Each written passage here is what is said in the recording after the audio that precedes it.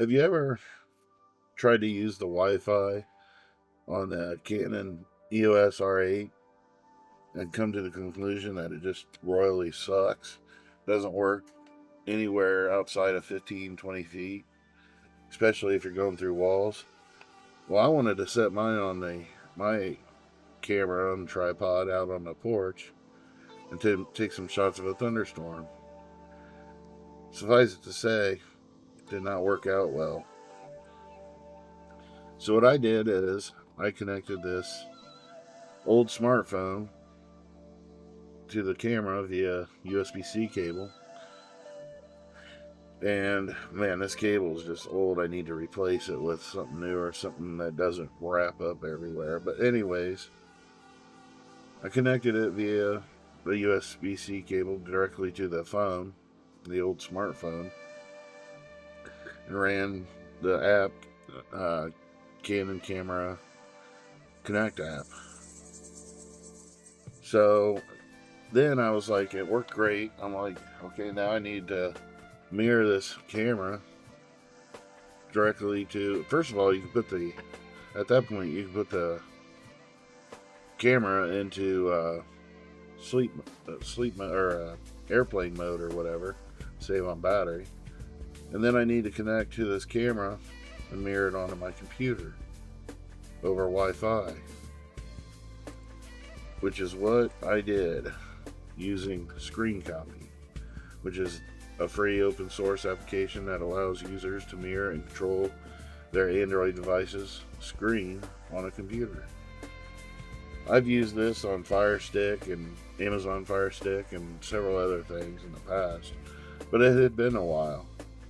So what I did was I did some searching and over the internet, and I came up with 2 tutorials on YouTube that I think will benefit everybody.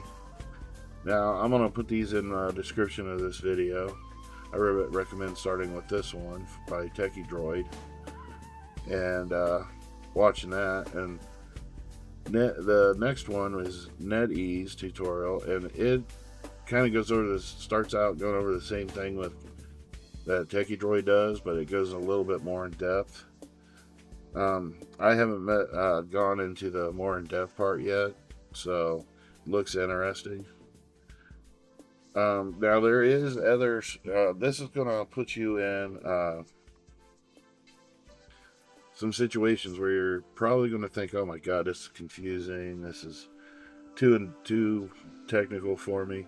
Trust me, once you do it a couple times, it ain't so bad, and it's totally worth it.